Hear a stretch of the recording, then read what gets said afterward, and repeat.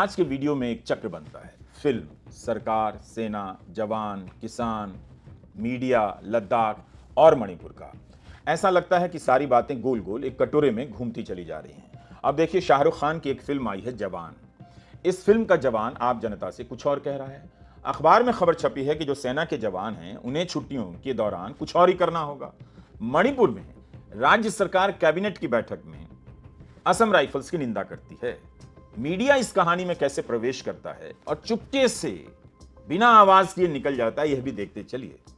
Editors guild of India ने supreme court से कहा है कि उनकी टीम अपनी मर्जी से नहीं बल्कि सेना के आग्रह पर मणिपुर गई थी। वहां एक तरफा रिपोर्टिंग हो रही थी और सेना चाहती थी कि गिल्ड की टीम एक रिपोर्ट तैयार करे जिससे वहां की मीडिया की सच्चाई सामने आए। भारत में मीडिया की सच्चाई भारत के लोगों को भी अब मालूम है और दूसरे देश के लोगों को भी मालूम है। अमेरिका के राष्ट्रपति जो बाइडेन भारत में प्रेस कॉन्फ्रेंस नहीं कर पाते हैं, वियतनाम जाकर आराम से प्रेस कॉन्फ्रेंस करते हैं और ट्विटर पर लाइव कर देते हैं। आज हम एक नया तरीका अपना रहे हैं। यह ना तो पूरी तरह से वीडियो है ना पॉडकास्ट है, हम इसका मिश्रित रूप अपना रहे हैं। अब आप आगे का हिस्सा मेरी आवाज की शक्ल में भी सुनेंगे। आवाज के साथ रिपोर्ट से संबंधित कुछ दृश्य कभी कभी आपको चलते हुए नजर आएंगे, मगर मेरा चेहरा नहीं होगा। यह हम इसलिए कर रहे हैं ताकि यात्राओं के दौरान भी रिपोर्ट बनाने का सिलसिला जारी रह सके। ये एक प्रयोग है, उम्मीद है इसे आप स्वीकार करेंगे। आप देख रहे हैं रवीश कुमार ऑफिशियल। बहुत दिनों से कहा नहीं, लेकिन आप ज्वाइन करना ना भूलें। ज्वाइन जरूर कीजिए, आपकी मदद से हमें सहारा मिलता है। अब आते हैं आज की रिपोर्ट पर। 5 घंटे चलने वाली मस्कीटो कॉइल को लेकर कितने सवाल करते हो, लेकिन 5 साल अपनी सरकार चुनते वक्त एक सवाल नहीं करते हो, कुछ नहीं पूछते।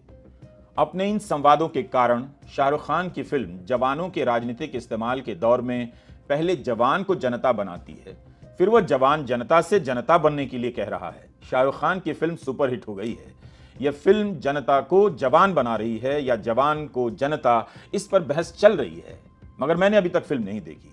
हो सकता है कि लोग कैमोफ्लेज प्रिंट का कपड़ा सिलवाने लग जाएं और जवान बनकर सरकार से पूछने निकल जाएं। अब संयोग देखिए, इससे पहले कि जनता सेना की वर्दी की तरह दिखने वाले कैमोफ्लेज प्रिंट में नजर आने लगे, संसद के भीतर नजर आने वाले मार्शलों के लिए ऐसा ही कुछ यूनिफॉर्म आने जा रहा है। हिंदू बिजनेस लाइन के दलीप सिंह ने पिछले हफ्ते अपनी रिपोर्ट में बताया है कि संसद के सुरक्षा कर्मियों के लिए सेना के कैमोफ्लेज प्रिंट में यूनिफॉर्म बनाई जाएगी। अभी तक पार्लियामेंट सिक्योरिटी सर्विस नीले रंग की सफारी सूट में नजर आती थी। किसान आंदोलन के समय गोदी मीडिया ने किसानों को आतंकवादी कह दिया। आज किसान आंदोलन के नेता शाहरुख खान की फिल्म जवान की तारीफ कर रहे हैं क्योंकि किसानों की बात इस फिल्म में उठाई गई है।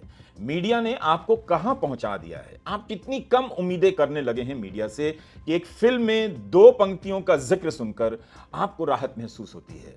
इस फिल्म की धुआंधार चर्चा के बीच जवानों को लेकर मीडिया में आई अब इन खबरों को जरा पलटिए। कई अखबारों ने इस रिपोर्ट को छापा है कि जवान जब छुट्टी पर जाएंगे तो उन्हें स्कूलों में चर्चा करनी होगी, टॉक देना होगा, बताना होगा कि देश का क्या मतलब है। उन्हें सर्व शिक्षा अभियान और स्वच्छता अभियान के बारे में लोगों को जागरूक करना चाहिए, ये आदेश में लिखा है। फिल्मी पर्दे का जवान सरकार से सवाल पूछ रहा है, असली जीवन का जवान सरकार की योजनाओं का प्रचार कर रहा है। मान लीजिए वह जवान स्कूल में प्रचार के लिए जाता है और उसे पता चलता है कि मास्टर जी खुद किसी योजना का प्रचार कैसे हो, इसे समझने के लिए जिलाधिकारी की बैठक में चले गए हैं। तब क्या यही जवान फिल्मी जवान की तरह सरकार से सवाल कर सकेगा कि बच्चों का भविष्य बर्बाद हो रहा है? फिल्मी जवान की तरह जनता के साथ साथ सरकार को जागरूक कर पाएगा? अब दूसरी मिसाल लीजिए।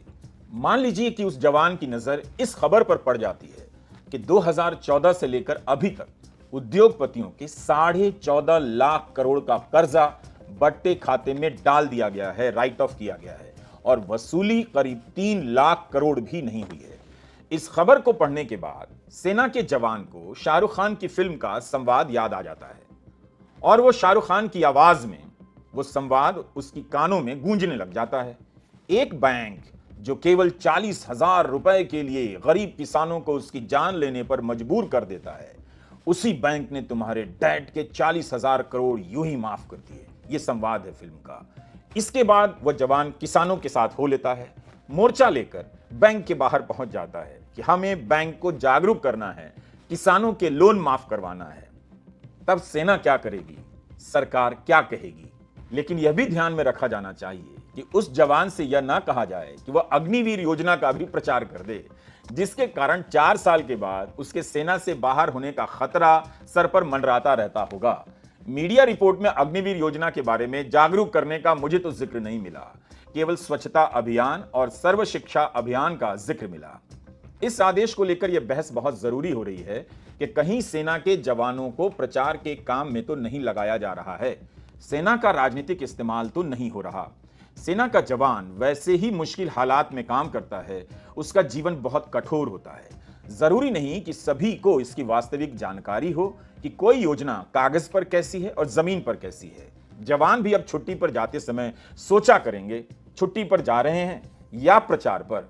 जब जवान ही प्रचार करने लग जाएंगे तो उसके गांव में राजनीतिक दल के कार्यकर्ता अचार डालेंगे, किसका प्रचार करेंगे? क्या हजारों कार्यकर्ताओं की फौज प्रचार का काम नहीं कर सकती? चंदे के हिसाब से ही सोचिए, इलेक्टोरल बॉन्ड के बाद बीजेपी को कई हजार करोड़ रुपए के चंदे मिले हैं।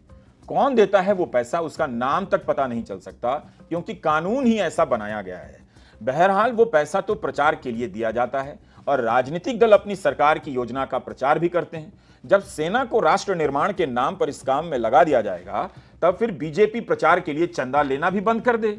ऐसा तो नहीं है कि स्वच्छता और सर्व शिक्षा अभियान ही महान उद्देश्य से प्रेरित है, इसमें राजनीति नहीं है। बाकी सभी योजनाओं का महत्व भी किसी से कम नहीं है और किसी में भी राजनीति खोजी जा सकती है। क्या पता जवान से कह दिया जाए कि आप फसल बीमा योजना का प्रचार करें, लोगों को जागरूक करें, जबकि उसके घर में, उसके गांव में इस योजना को लेकर 100 सवाल हैं। उन सवालों का जवाब क्या इस जवान के पास होगा? किसानों ने कह दिया कि हमें जागरूक करने की जरूरत नहीं, हम तो जब से ठगे गए हैं नींद नहीं आ रही। आप जवान जी हमारे सवाल के जवाब ला दो, कम से कम सेना से ही हमारा सवाल सरकार से पूछवा दो, तब क्या होगा। ऐसे तो इसी तरह एक दिन सभी सरकारी कर्मचारियों को कह दिया जाएगा कि सेना के जवान प्रचार कर रहे हैं और आप संडे के दिन आराम कर रहे हैं। आप भी कम से कम 10 घरों में सरकार की स्कीम का प्रचार करके आइए। एक दिन यह भी तो हो सकता है कि किसी सरकारी योजना के जितने लाभार्थी नहीं होंगे, उससे कई 100 गुना ज्यादा उसके प्रचारक हो जाएंगे। राष्ट्रहित और राष्ट्रवाद के नाम पर पत्रकारिता को इसी तरह खत्म कर दिया गया। अब जवान जब गांव लौटेगा तो लोग कहेंगे कि घर आए हो वो तो ठीक है, पर प्रचार किस योजना का करने वाले हो। जवान की मां कहेगी बेटा खाना खा ले, जवान कहेगा मां पहले 2-3 योजनाओं का प्रचार कर लूं फिर खाता हूं। हजारों करोड़ रुपए के विज्ञापन जिस गोदी मीडिया को दिया जाता है वो जनता के पैसे का ही होता है। एक नेता के पीछे लाखों करोड़ रुपए और हजारों को रोजगार देने वाला मीडिया नाम का पेशा बर्बाद कर दिया गया। क्या उससे प्रचार नहीं हो पा रहा था, या अब उसके प्रचार पर लोगों में विश्वास घट गया है, जो अब जवानों को लगाया जा रहा है ताकि आम लोग ये समझें कि सेना का जवान इसकी तारीफ कर रहा है, इसका मतलब है कि यह योजना बहुत अच्छी है और सभी जगह लागू हो गई है। मीडिया की बर्बादी के बीच इस खबर पर हमारी नजर पड़ गई। लाइव लॉ में उस बहस का जिक्र है जहां सेना और मीडिया का संदर्भ आता है।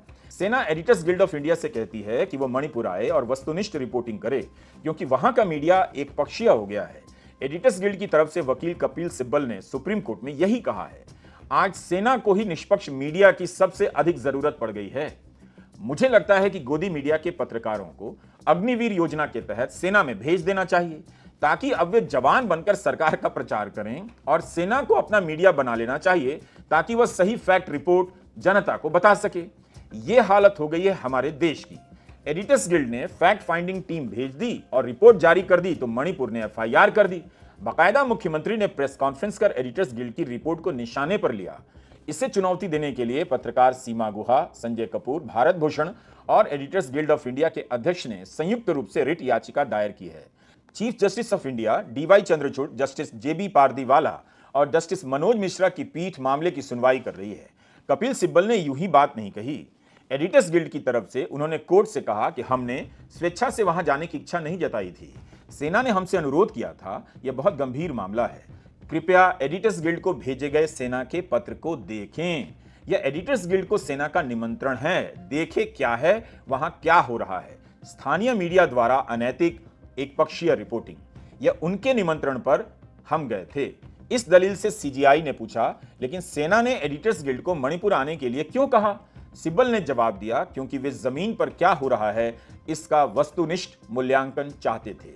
15 सितंबर को इस मामले की अगली सुनवाई होगी। हिंदू अखबार में विजेता सिंह की यह रिपोर्ट चिंता में डालने वाली है। यह रिपोर्ट बता रही है कि मणिपुर में सेना और अर्धसैनिक बलों को राज्य की पुलिस से किन किन चुनौतियों का सामना करना पड़ रहा है। वहां बीजेपी की सरकार है जो डबल इंजन कहलाती है। इस तरह की रिपोर्ट छप रही है। विजेता ने इसे सेना के सूत्रों के हवाले से लिखा है। मणिपुर की हालत में कोई सुधार नहीं है। सुधार होता तो 4,500 अतिरिक्त सुरक्षा बलों को भेजने का फैसला नहीं होता। मई से सितंबर आ गया, वहां से तो सुरक्षा बलों की अब वापसी होनी चाहिए थी, मगर उल्टा तैनाती बढ़ती जा रही है। वहां पहले से ही 36,000 केंद्रीय सुरक्षा बल तैनात हैं। इसमें सेना के भी जवान शामिल हैं। हिंदू अखबार ने एक वीडियो का जिक्र किया है जिसमें पुलिस की वर्दी में जवान असम राइफल्स के जवानों से बहस कर रहे हैं। यही नहीं, जो हथियार लूटे गए थे अभी तक सभी बरामद नहीं हुए हैं। इनमें से कुछ हथियारों को ब्लैक मार्केट में बेचा गया है। पिछले शनिवार को मणिपुर कैबिनेट में पल्लेल में भीड़ को काबू करने के दौरान सुरक्षा बलों के बर्ताव की निंदा की गई। कैबिनेट में सुरक्षा बलों की निंदा हो रही है जो करीब 4.5 महीने से वहां तैनात है और वह किसी तरह हालात को संभालने की कोशिश कर रही है। यही नहीं, मणिपुर के मुख्यमंत्री एन बीरेन सिंह ने महिला एक्टिविस्ट को भरोसा दिया है कि इस महीने असम राइफल्स को हटा दिया जाएगा, दूसरा केंद्रीय बल आएगा। असम राइफल्स सेना के नियंत्रण में रहती है। मैतेई समाज की महिलाओं का आरोप है कि असम राइफल्स कुकी आतंकियों का पक्ष ले रहा है। यह कितना संगीन आरोप है। न सिर्फ सुरक्षा बलों की निंदा हो रही है, वह भी कैबिनेट में, बल्कि उन पर आतंकियों के साथ मिले होने के भी आरोप लगाए जा रहे हैं। और ऐसे आरोप लगाने वालों को मुख्यमंत्री की तरफ से आश्वासन दिया जा रहा है कि असम राइफल्स को हटा दिया जाएगा। क्या यही मजबूत सरकार और डबल इंजन की सरकार का नतीजा है? पिछले महीने लोकसभा में अमित शाह ने कह दिया कि कुकी लोग म्यांमार से मणिपुर में घुसने लगे जब सेना ने उग्रवादियों को निशाना बनाना शुरू किया। समाचार एजेंसी पीटीआई के हवाले से टेलीग्राफ ने खबर छापी है। सेना के अफसर लेफ्टिनेंट कर्नल रमन त्यागी पर गोली चलाने वालों में प्रतिबंधित आतंकी संगठनों का हाथ हो सकता है। इनके नाम यूएनएलएफ और पीएलए हैं। सेना का यह अधिकारी गंभीर रूप से घायल है। सुरक्षा बलों को सतर्क किया गया है कि प्रदर्शन करने आ रही लोगों की भीड़ में आतंकी हो सकते हैं। इस रिपोर्ट के अनुसार पिछले कई हफ्तों से चेतावनी दी जा रही है कि कमजोर हो चुके उग्रवादी समूह फिर से सक्रिय होने लगे हैं। सेना और असम राइफल्स ने ऐसे ही एक उग्रवादी समूह के तथाकथित लेफ्टिनेंट कर्नल को पकड़ा है। यह व्यक्ति 2015 में सेना पर हमला कर चुका है जिसमें 18 जवान मारे गए थे। मणिपुर से आने वाली खबरों पर आप नजर डालते रहिए। इन 4.5 महीनों में क्या सुधार हुआ है, इसकी पोल खुल रही है। वहां केवल दो समुदाय ही एक दूसरे के आमने सामने नहीं, बल्कि पुलिस और सुरक्षा बल भी आमने सामने हैं। अब आप इस खबर को ही देख लीजिए। महाराष्ट्र में मराठा आरक्षण को लेकर विवाद चल रहा है। आरक्षण समर्थकों पर पुलिस की लाठी चली। नाराजगी बढ़ी तो सरकार ने बातचीत का रास्ता खोल दिया। अब आरक्षण समर्थक संगठन दी ऑल इंडिया मराठा महासभा ने कहा है कि अगर उनकी बात नहीं मानी गई तो महाराष्ट्र में मणिपुर जैसे हालात हो जाएंगे। इस संगठन के नेता आरक्षण की मांग को लेकर भूख हड़ताल पर हैं। तो इस तरह से मणिपुर का उदाहरण देकर चेतावनी दी जाने लगी है। आपको याद दिला दें कि मणिपुर की हिंसा में भी आरक्षण की बड़ी भूमिका थी। हालत यह है कि राज्य सरकार ने आंदोलन के दौरान मराठा नेताओं के खिलाफ जितने भी केस हुए हैं वापस लेने का ऐलान कर दिया है। अगर पूर्वी लद्दाख में वास्तविक नियंत्रण रेखा के क्षेत्र में चीन ने अतिक्रमण नहीं किया है तो आप ही सरकार से पूछिए कि भारत और चीन के कमांडरों के बीच 19 दौर की बातचीत क्यों हुई। इतनी सी बात से आप समझ सकते हैं। मगर लद्दाख के उपराज्यपाल बीडी मिश्रा ने कहा है कि मैं राहुल गांधी पर टिप्पणी नहीं कर सकता, लेकिन चीन ने भारत की 1 इंच जमीन पर कब्जा नहीं किया है। तो इन जनाब से पूछना चाहिए कि अगर कब्जा नहीं किया है तो फिर चीन से क्यों 19 दौर की बातचीत हुई।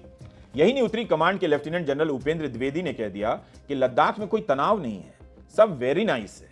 उन्होंने कहा कि मैं जिस भी इलाके की रक्षा कर रहा हूं वो हमारा है और मैं किसी को भी भारतीय साइड में नहीं आने दूंगा। राहुल गांधी ने अपनी लद्दाख यात्रा के दौरान कहा था कि यहां पर लोग कह रहे हैं कि चीन ने जमीन पर कब्जा किया है। जहां पहले वे भेड़े चराने जा सकते थे अब नहीं जा सकते हैं। राहुल ने कहा कि पीएम ने विपक्ष की बैठक में कहा था कि लद्दाख का 1 इंच भी चीन ने नहीं लिया है, ये झूठ है। लेह के गांव त्रिशूल के काउंसलर हैं कोंचोक स्तानजेन। इन्होंने एएनआई द्वारा ट्वीट किए गए उपराज्यपाल के इस बयान के नीचे ट्वीट कर लिखा है कि हमने इंचों में नहीं किलोमीटरों में जमीन खोई है। बॉर्डर पर रहने के कारण हम ये बेहतर जानते हैं। कांग्रेस नेता मनीष तिवारी ने कहा है कि उपराज्यपाल बीडी मिश्रा को लद्दाख की एसपी नित्या दुर्गा पोटलूरी को चाय पर बुलाना चाहिए और इस बहादुर अफसर के उस पेपर के बारे में चर्चा करनी चाहिए जो उन्होंने डीजीपी आईजीपी की कॉन्फ्रेंस में पेश किया है। जनवरी महीने में उन्होंने अपने इस पेपर में साफ रूप से दर्शाया है कि भारतीय सुरक्षा बलों के पास से केवल लद्दाख में 65 में से 26 पेट्रोलिंग पॉइंट जा चुके हैं। मीडिया में मनीष तिवारी ने यह भी लिखा है कि उन्होंने इस बात की चर्चा लोकसभा में अविश्वास प्रस्ताव पर अपने भाषण में की थी। उसके बाद इस पेपर को हटा दिया गया। उन्होंने यह भी दावा किया है और कहा है कि सरकार के किसी ने भी उस पेपर के दावों को गलत नहीं ठहराया है। अब सवाल उठता है कि क्या इस तरह के बयानों से चीन का हौसला नहीं बढ़ेगा? चीन कहने लग जाएगा कि प्रधानमंत्री से लेकर उपराज्यपाल तक कह रहे हैं कि चीन ने भारत की जमीन पर कोई कब्जा नहीं किया है। तो इस तरह आपने देखा कि सेना, मीडिया, जवान, मणिपुर, लद्दाख और किसान का एक चक्र पूरा होता है। आपको गोल गोल घुमाया जा रहा है और प्रधानमंत्री अब भी मणिपुर नहीं जा रहे हैं, न जाने की बात कर रहे हैं। लेकिन अमेरिका का सेब अब आ सके आराम से, इसलिए आयात शुल्क घटा दिया गया है। इससे हिमाचल प्रदेश, कश्मीर और उत्तराखंड के सेब उत्पादक बहुत चिंतित हैं। उन्हें लगता है कि उनके सेब की मांग घट जाएगी, दाम नहीं मिलेगा और लागत की वसूली नहीं होगी और वे कर्जे के चक्र में फंसते चले जाएंगे।